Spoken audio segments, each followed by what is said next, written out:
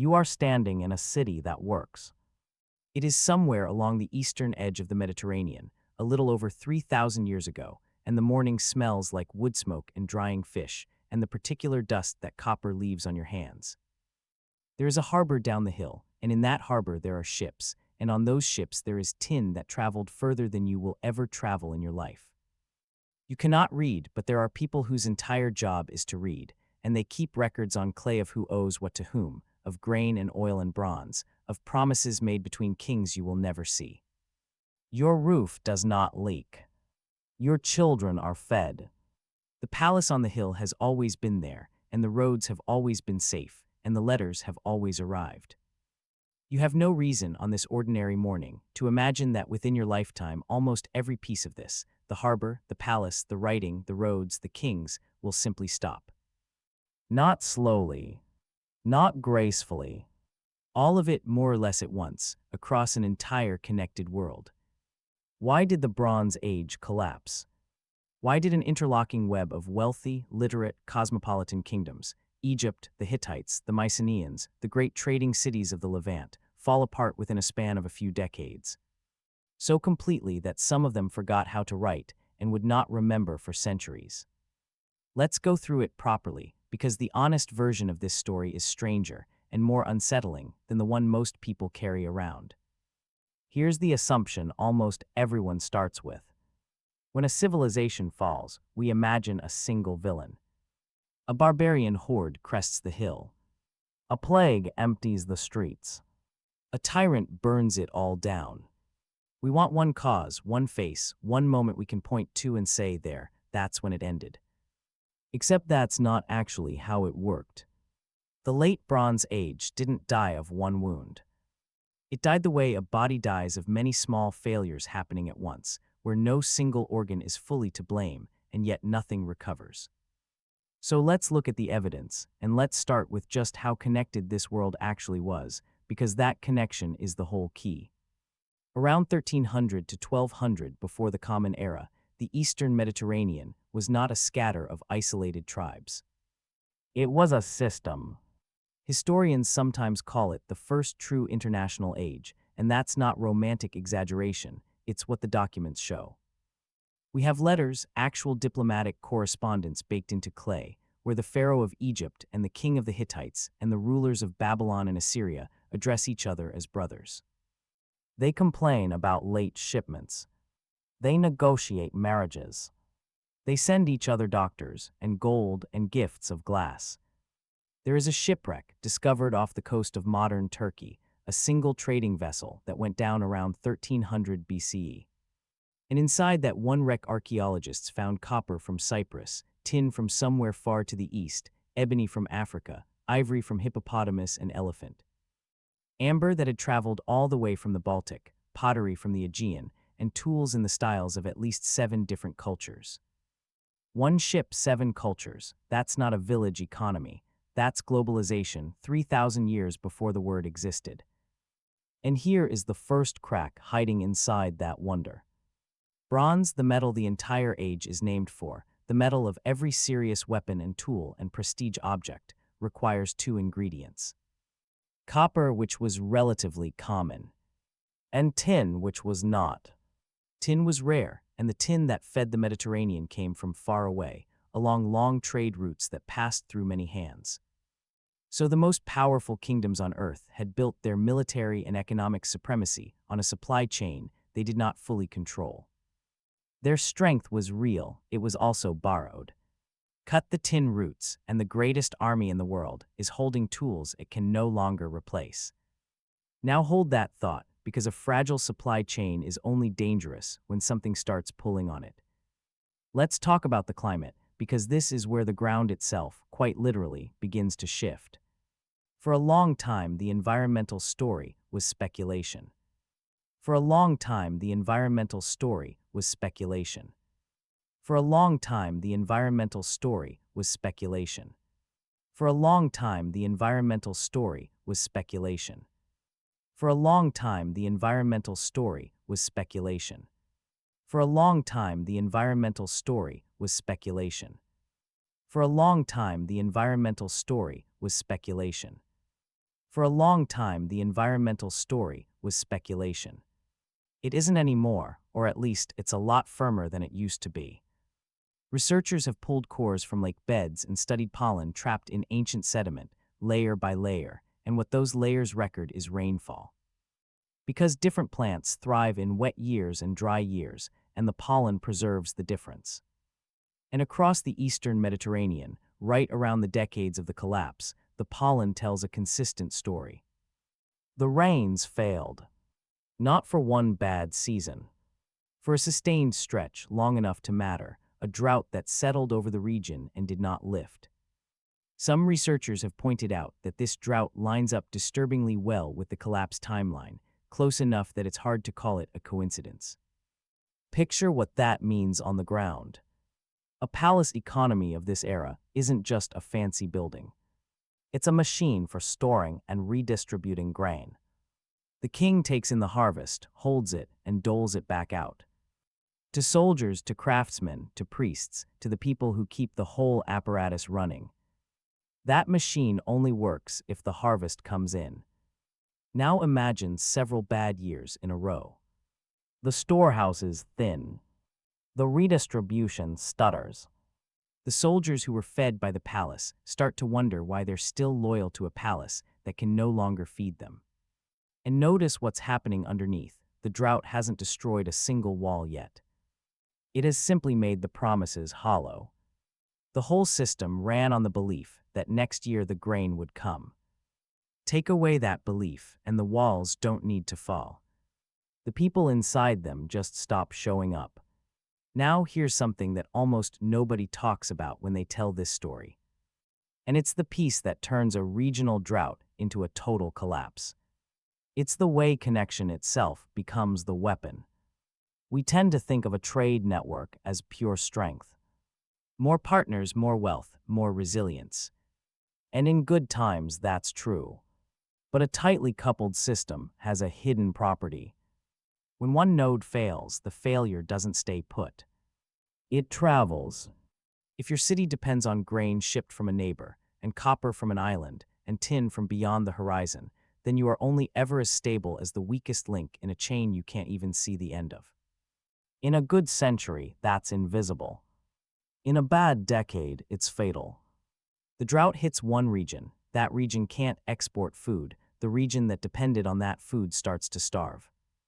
It's starving people take to the sea or the roads looking for anywhere that still has grain, and now the crisis is physically moving, carried on the backs of desperate people, into places the drought hadn't even touched. The same web that made everyone rich together now makes everyone fall together. Interdependence, which felt like safety, turns out to have been a shared fate. And that brings us to the part of the story that got the dramatic name. The Sai peoples. In Egyptian records, carved into temple walls, the pharaoh boasts of defeating a coalition of enemies who came out of the sea and off the coasts. Migrating with their whole households, with wagons, with women, with children, with everything they owned, which is not what a raiding party looks like.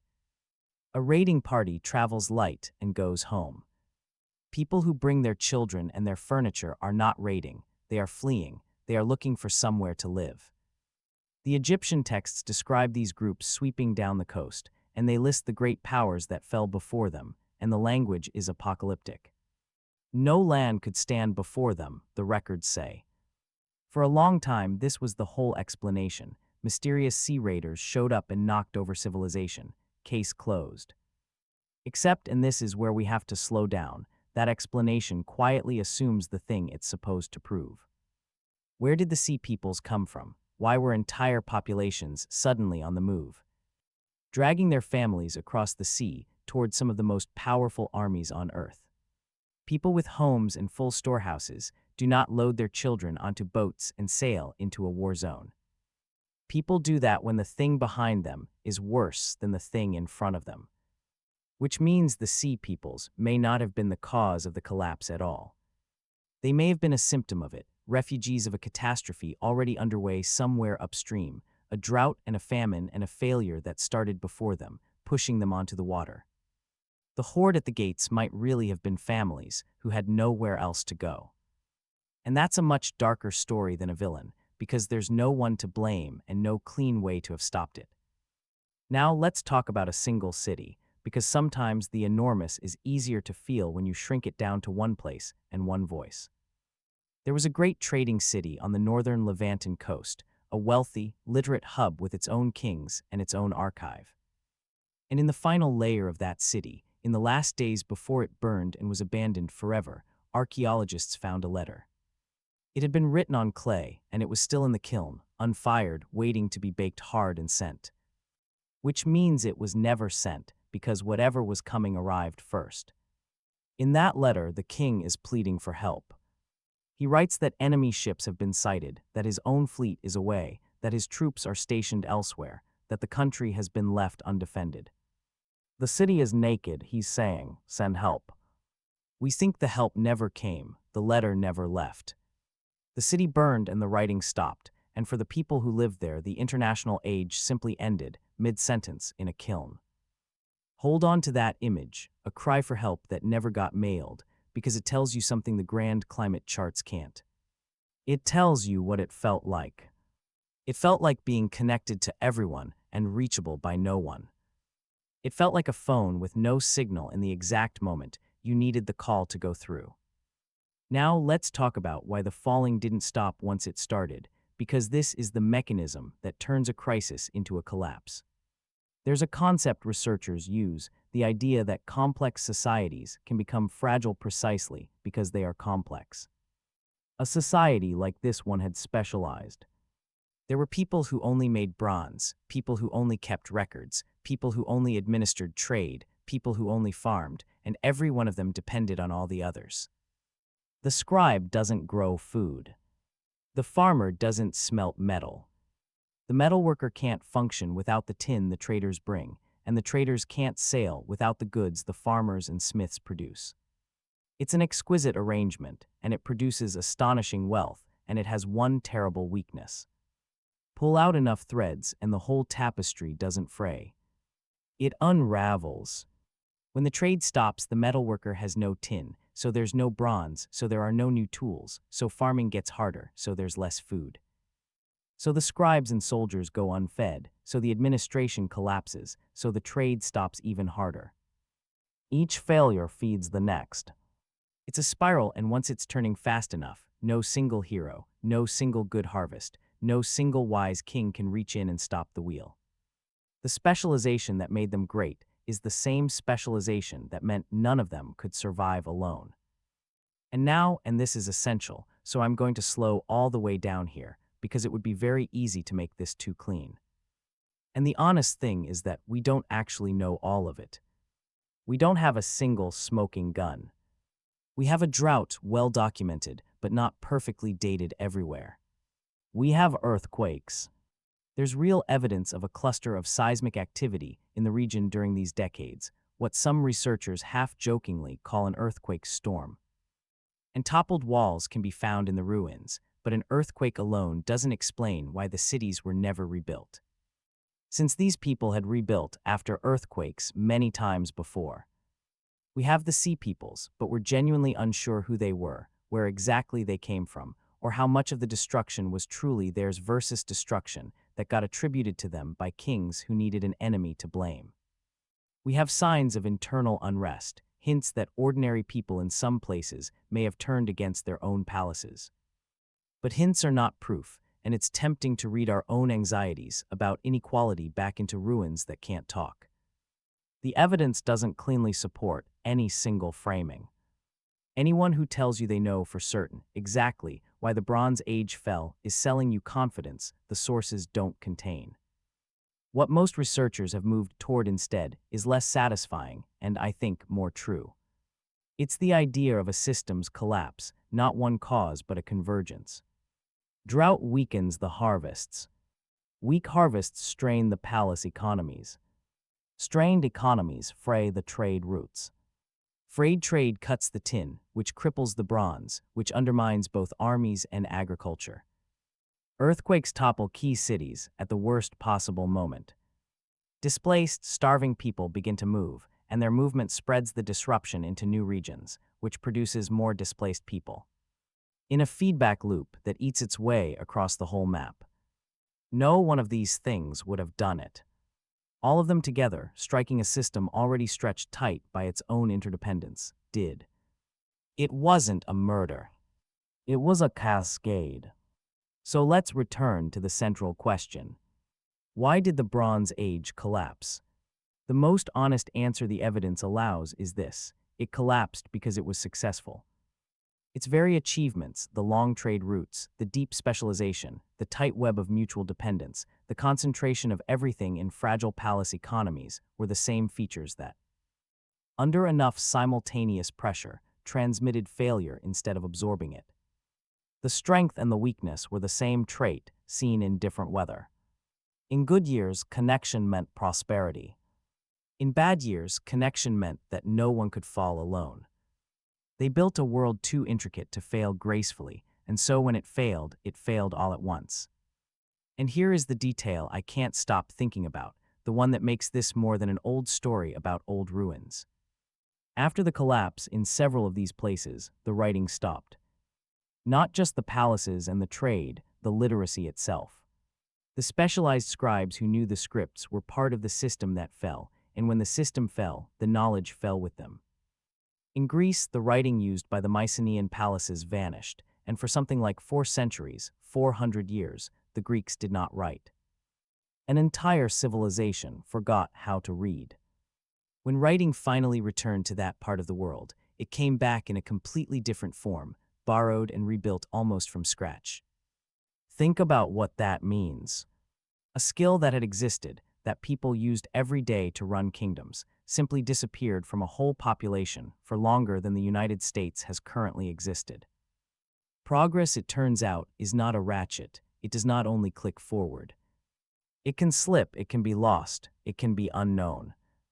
Now step back and look at the whole inventory and let it land on you, because this is the part that stops being about them and starts being about you.